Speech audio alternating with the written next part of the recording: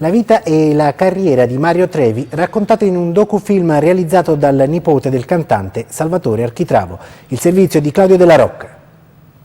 Canta Mario Trevi. Mario Trevi.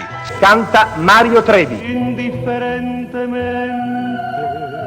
La carriera di Mario Trevi, al secolo Agostino Capozzi, classe 1941, pezzo di storia della canzone napoletana classica, raccontata agli appassionati dal nipote Salvatore Architravo, in un docufilm in lavorazione da lui stesso ideato, girato e prodotto, e di cui ci parla in anteprima. Questo è un lavoro che nasce dall'amore, innanzitutto, dall'amore di un nipote per il nonno. Poi se questo nonno è Mario Trevi ed è arrivato a 60 anni di carriera, c'è un motivo in più.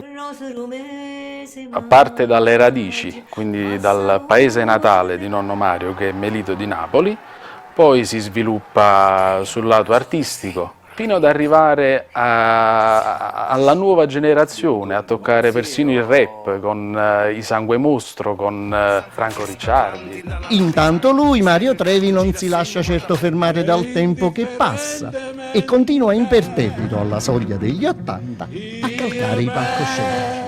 Io oggi sto facendo uno spettacolo che si chiama Mario Trevi, tu fa l'americano con Mario Trevi, con questa agenzia Azzurra Spettacoli di Giovanni Brignola.